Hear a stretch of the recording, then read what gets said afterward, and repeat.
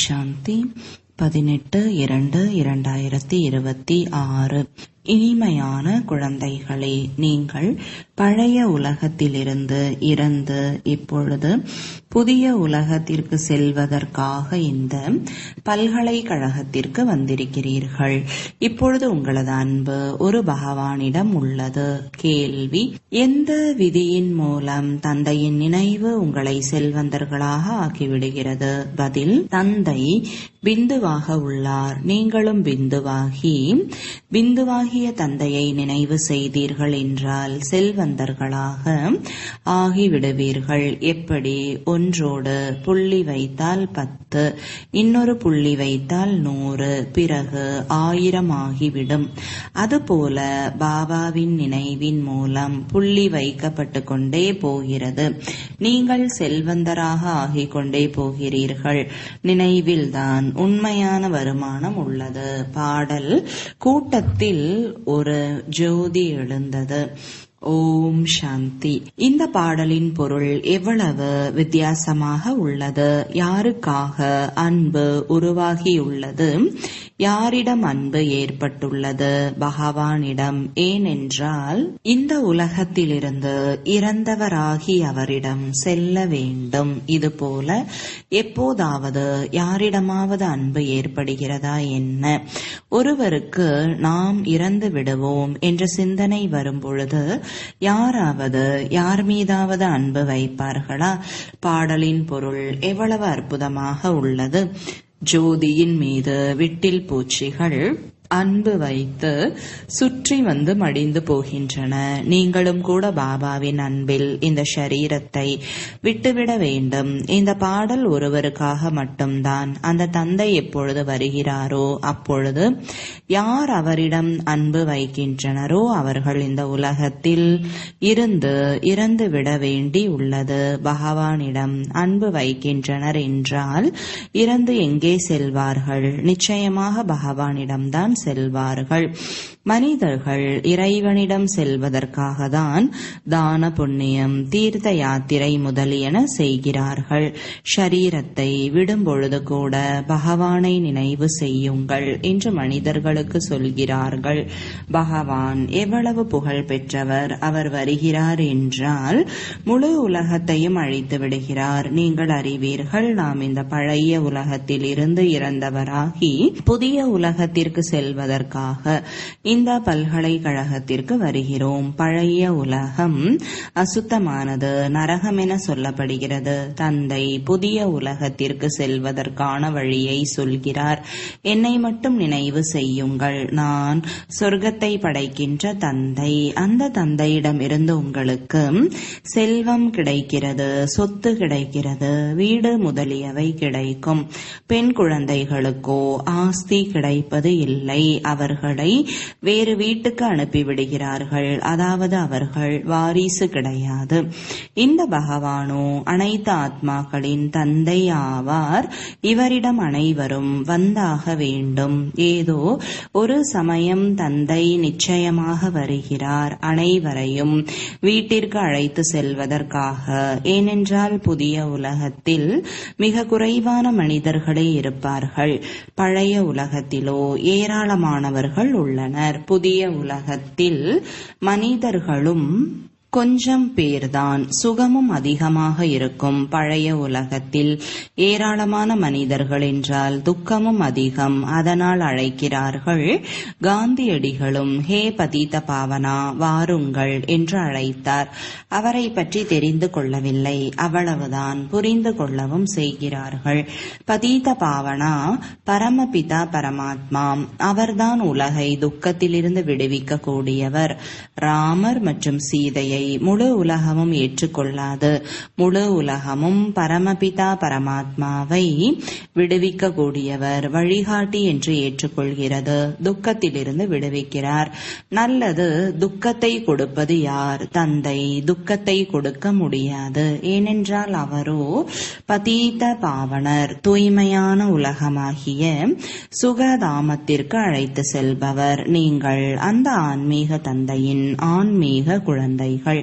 தந்தை எப்படியோ குழந்தைகளும் அப்படியே. லௌகீக தந்தையினுடையவர்கள் லௌகீகமானவர்கள், அதாவது ஷரீர சம்பந்தமான குழந்தைகள். இப்பொழுது குழந்தைகள், நீங்கள் இதை புரிந்து கொள்ள வேண்டும். நாம் ஆத்மா, பரமபிதா பரமாத்மா நமக்கு ஆஸ்தி தருவதற்காக வந்துள்ளார்.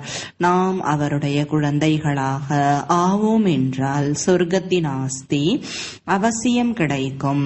அவர் சொர்க்கத்தை உருவாக்கக்கூடியவர். நாம் மாணவர்கள், இதை மறக்க கூடாது. குழந்தைகளின் புத்தியில் உள்ளது. சிவபாபா மதுவனத்தில் முரளி இசைக்கிறார். அந்த மூங்கிலின் முரளியோ அங்கு கிடையாது. கிருஷ்ணர் நாட்டியம் ஆடுவது, முரளி இசைப்பது, இவையெல்லாம் பக்தி மார்க்கத்தின் உடையவை. மற்றபடி ஞானத்தின் முரளியை சிவபாபா தான் இசைக்கிறார். உங்களிடம் நல்ல நல்ல பாடல்களை இயற்றுபவர்கள் வருவார்கள். பாடல்களை அநேகமாக ஆண்கள் இயற்றுகிறார்கள். நீங்கள் ஞானத்தின் பாடல்களை தான் பாட வேண்டும். அதன் மூலம்தான் சிவபாபாவின் நினைவு வரும். பாபா கூறுகிறார், தந்தையாகிய என்னை நினைவு செய்யுங்கள். சிவா என்றால் புள்ளி என கூறுகிறார்கள் வியாபாரிகள்.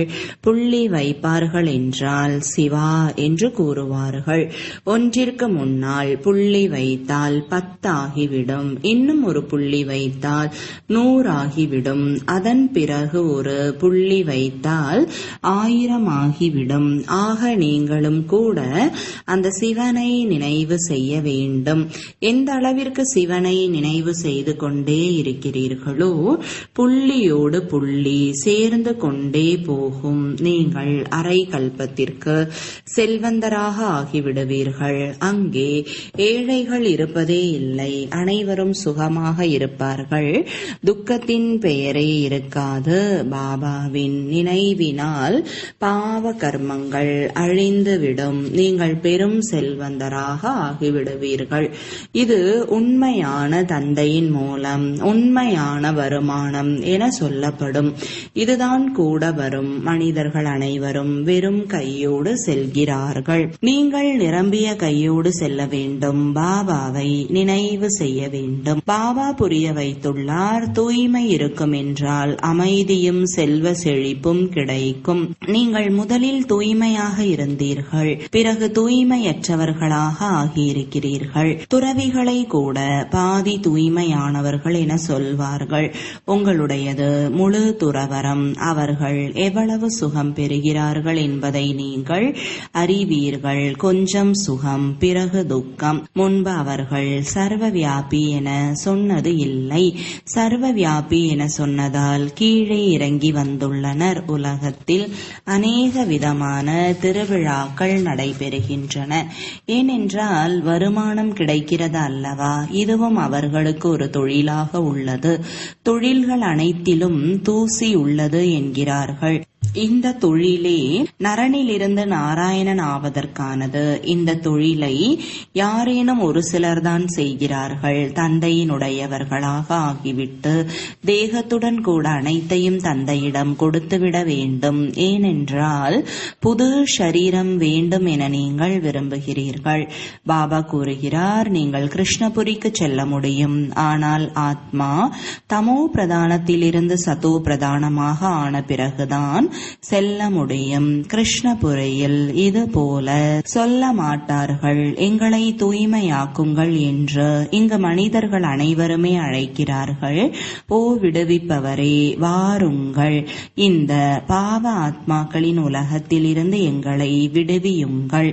இப்பொழுது நீங்கள் அறிவீர்கள், பாபா வந்துள்ளார் நம்மை தம்மோடு கூடவே அழைத்து செல்வதற்காக. அங்கு செல்வது நல்லதுதானே. மனிதர்கள் அமைதியை விரும்புகிறார்கள். இப்பொழுது அமைதி என்று எதை சொல்கின்றனர்? கர்மம் இல்லாமல் யாரும் இருக்க முடியாது. அமைதியோ சாந்தி தாமத்தில் தான் இருக்கும். பிறகும் கூட சரீரத்தை எடுத்து காரியத்தை செய்துதான் ஆக வேண்டும். சத்தியுகத்தில் காரியம் செய்யும் பொழுது அமைதி உள்ளது. அமைதியற்ற தன்மையில் மனிதர்களுக்கு துக்கம் ஏற்படுகிறது. அதனால் அமைதி எப்படி கிடைக்கும் என கேட்கிறார்கள். இப்பொழுது குழந்தைகள், நீங்கள் தெரிந்து கொண்டீர்கள், சாந்தி தாமம் நம்முடைய வீடு. சத்தியுகத்தில் அமைதியும் சுகமும் இருக்கும், அனைத்தும் இருக்கும். இப்பொழுது அது வேண்டுமா? அமைதி மட்டும் போதுமா? இங்கோ துக்கம் உள்ளது. அதனால் பதீத பாவனர் தந்தையையும் இங்கே வருமாறு அழைக்கின்றனர். பகவானை சந்திப்பதற்காகவே பக்தி செய்கிறார்கள். பக்தியில் முதலில் ஒருவரை மட்டுமே வணங்குகிற கலப்படமற்ற பக்தி இருந்தது. பிறகு அநேகரை வணங்கும் பக்தியாக ஆகிறது. கலப்படமான பக்தியில் பாருங்கள் என்னவெல்லாம் செய்கிறார்கள். ஏணிப்படியில் எவ்வளவு நன்றாக காட்டப்பட்டுள்ளது. ஆனால் முதலில் தெளிவுபடுத்த வேண்டும். பகவான் யார்? ஸ்ரீ கிருஷ்ணரை இதுபோல யார் ஆக்கினார்?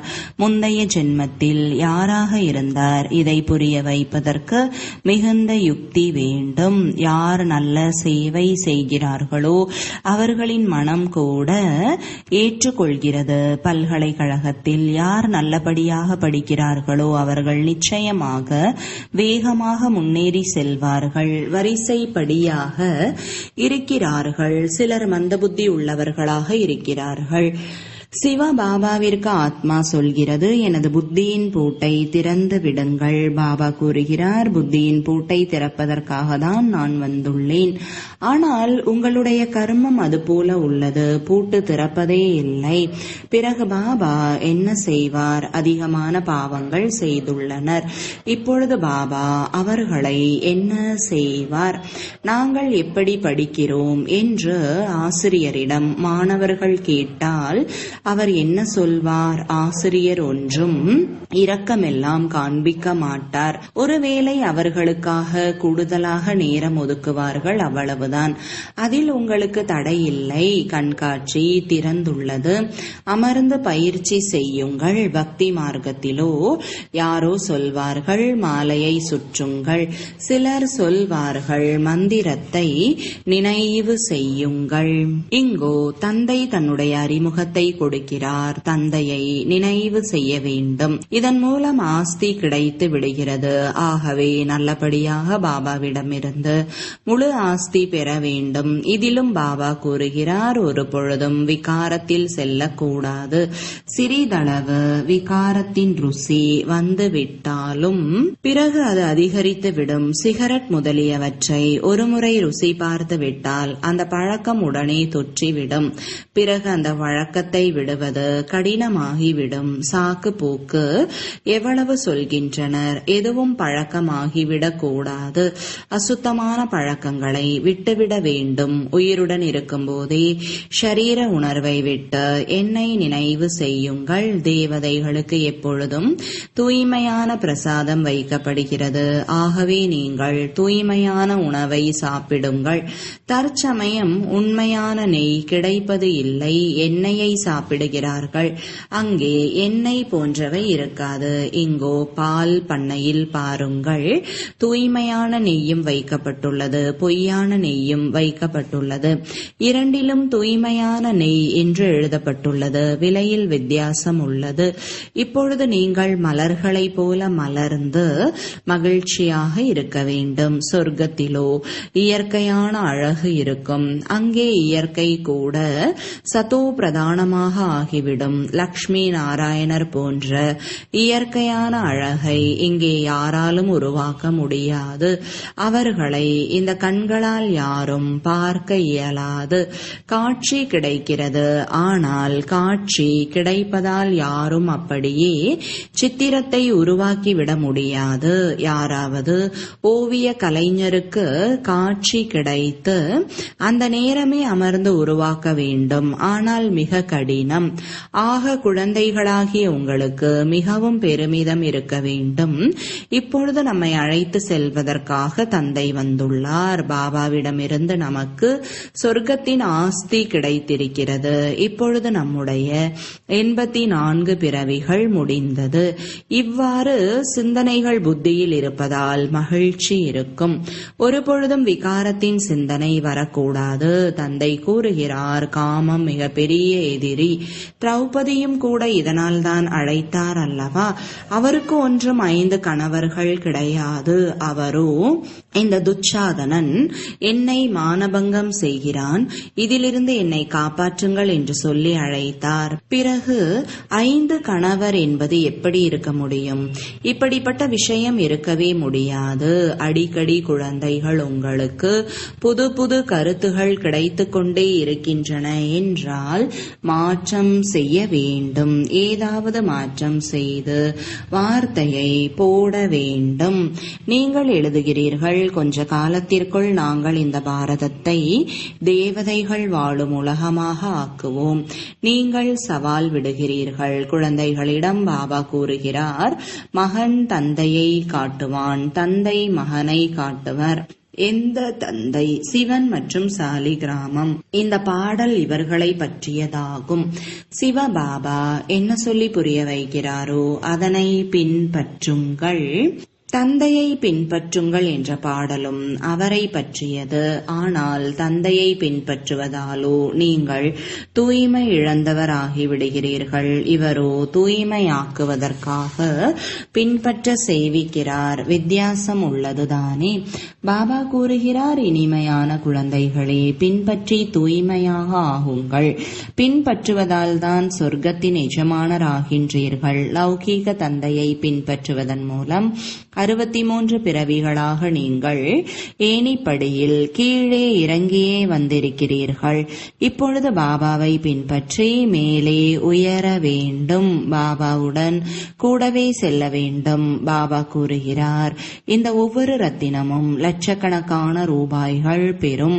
நீங்கள் பாபாவை அறிந்து கொண்டு பாபாவிடமிருந்து ஆஸ்தி பெறுகிறீர்கள். அவர்களோ பிரம்மத்தில் ஐக்கியமாகி விடுவோம் என்று சொல்கிறார்கள். ஐக்கியமாவதோ கிடையாது. மீண்டும் வருவார்கள். பாபா தினம்தோறும் புரிய வைத்துக் கொண்டே இருக்கிறார். இனிமையிலும் இனிமையான குழந்தைகளே, முதலில் அனைவருக்கும் தந்தையின் அறிமுகத்தை கொடுக்க வேண்டும். பரலௌகீக தந்தை தூய்மையாவதற்கான ஆஸ்தியை தருகிறார். அதனால் எங்களை தூய்மையாக்குங்கள் என்று எல்லையற்ற தந்தையிடம் வாருங்கள் என சொல்கிறார்கள். அவர்தான் பதீத பாவனர். லௌகீக தந்தையை பதீத பாவனர் என சொல்ல மாட்டார்கள். அவர்கள் தாங்களே அழைத்து கொண்டு இருக்கிறார்கள். ஹே பதீத பாவனரே, வாருங்கள். அதனால் 2 தந்தையரின் அறிமுகத்தை அனைவருக்கும் கொடுக்க வேண்டும். திருமணம் செய்து கொண்டு தூய்மை இழக்க லௌகீக தந்தை கூறுவார். தூய்மையாகுங்கள் என பரலௌகீக தந்தை கூறுகிறார். என்னை நினைவு செய்வதன் மூலம் நீங்கள் தூய்மையாகி விடுவீர்கள். ஒரே ஒரு தந்தை அனைவரையும் தூய்மையாக ஆக்கக்கூடியவர். இந்த கருத்துக்களை புரிய வைப்பதற்கான மிக நல்ல கருத்துகளாகும். விதவிதமான கருத்துக்களை ஞான சிந்தனை செய்து புரிய வைத்துக் கொண்டே இருங்கள். இது உங்களுடைய தொழில். நீங்கள்தான் தூய்மையற்றவர்களை தூய்மையாக ஆக்கக்கூடியவர். பரலௌகீக தந்தை இப்பொழுது கூறுகிறார், விநாசம் முன்னால் நின்று கொண்டிருப்பதால் தூய்மையாக ஆகுங்கள். இப்பொழுது என்ன செய்ய வேண்டும்? நிச்சயமாக பரலௌகீக தந்தையின் வழிமுறைப்படி நடக்க வேண்டும். கண்காட்சியில் இந்த உறுதிமொழியை எழுத வேண்டும். பரலௌகீக தந்தையை பின்பற்றுவோம். தூய்மை இழப்பதை தவிர்ப்போம். தந்தையிடம் வாக்குறுதி அளிக்கிறோம் என்று எழுதுங்கள். அனைத்து விஷயங்களும் தூய்மை பற்றியவை. குழந்தைகளாகிய உங்களுக்கு இரவும் பகலும் மகிழ்ச்சி இருக்க வேண்டும். பாபா நமக்கு சொர்க்கத்தின் ஆஸ்தியை தந்து கொண்டிருக்கிறார். அப்பா மற்றும் ஆஸ்தி. இப்பொழுது நீங்கள் புரிந்து கொண்டீர்கள். சிவ ஜெயந்தி என்றாலே பாரதத்தின் சொர்க்கத்தின் ஜெயந்தி. கீதைதான் அனைத்து சாஸ்திரங்களின் தாய். கீதை தாய். தந்தையிடமிருந்துதான் ஆஸ்தி கிடைக்கிறது. கீதையை படைப்பவரே சிவபாபாதான். பரலௌகீக தந்தையிடமிருந்து தூய்மையாவதற்கான ஆஸ்தி கிடைக்கிறது. நல்லது. இனிமையிலும் இனிமையான தேடி கண்டெடுக்கப்பட்ட செல்லமான குழந்தைகளுக்கு தாயும் தந்தையுமாகிய பாப்தாதாவின் அன்பு நினைவுகள் மற்றும் காலை வணக்கங்கள். ஆன்மீக குழந்தைகளுக்கு ஆன்மீக தந்தையின் வணக்கங்கள். ஆன்மீக தந்தைக்கு ஆன்மீக குழந்தைகளின் அன்பு நினைவுகளும் வணக்கங்களும். தாரணைக்காக நாம் இறை மாணவர்கள் இதை எப்பொழுதும் நினைவில் வைக்க வேண்டும். எந்த ஒரு தீய பழக்கமும் இருக்கக்கூடாது. அவற்றை விட்டுவிட வேண்டும். விகாரத்தின் சிந்தனை சிறிதளவு கூட வரக்கூடாது. உயிருடன் இருந்து கொண்டே ஷரீர உணர்வை மறந்து பாபாவை நினைவு செய்ய வேண்டும். விதவிதமான கருத்துக்களை சிந்தனை செய்து தூய்மை இழந்தவர்களை தூய்மையானவர்களாக ஆக்குகிற சேவை செய்ய வேண்டும். வரதானம். திருப்தியின் திரிமூர்த்தி சான்றிதழ் மூலம் எப்பொழுதும் வெற்றி பெறக்கூடிய உயர்ந்த பதவிக்கு அதிகாரி ஆகுக. விளக்கம். எப்பொழுதும் வெற்றி பெறுவதற்கு தந்தை மற்றும் பரிவாரத்துடன் சரியான தொடர்பு தேவை. ஒவ்வொருவரும் 3 சான்றிதழ்களை பெற வேண்டும். தந்தை, நீங்கள் மற்றும் குடும்பம். குடும்பத்தை திருப்திப்படுத்துவதற்கு ஒரு சிறு விஷயத்தை நினைவில் வையுங்கள். மதிப்பு கொடுப்பதற்கான பதிவேடு நிரந்தரமாக நடந்து கொண்டு இருக்க வேண்டும். இதில் பலனை எதிர்பாராதவர் ஆகுங்கள் மற்றும் சுயத்திடம் திருப்தியாக இருப்பதற்கு எப்பொழுதும் ஸ்ரீமத்தின் கோட்டுக்குள் இருங்கள். இந்த 3 சான்றிதழ்கள் உங்களை உயர்ந்த பதவிக்கு அதிகாரியாக ஆக்கிவிடும். ஸ்லோகன். யார் சித்திரத்தை பார்க்காமல் சரித்திரத்தை பார்க்கிறாரோ அவர்தான் உயர்ந்த சரித்திரவான் ஆவார். அவ்யக்த சமிஞ்சை. ஒற்றுமை மற்றும் நம்பிக்கையின் சிறப்பு தன்மை மூலம் வெற்றி நிறைந்தவராக ஆகுங்கள். எப்படி ஆத்மாக்கள் அனைவருக்கும் ஞானத்தின் ஒளி கொடுப்பதற்காக எப்பொழுதும் சுப பாவனை மற்றும் நன்மையின் பாவனை வைக்கிறீர்களோ அதுபோல இந்த தெய்வீக குழுவையும் கூட ஒரே சீரான நிலையில் நிலைத்திருக்க செய்து குழுவின் சக்தியை அதிகரிப்பதற்கான முயற்சியை செய்யுங்கள். அப்பொழுது உங்களது இந்த தெய்வீக குழுவின் மூர்த்தியில் ஒற்றுமை மற்றும் ஒரே சீரான நிலையின் வெளிப்படையான ரூபத்தில் காட்சி கிடைக்கும். ஓம் சாந்தி.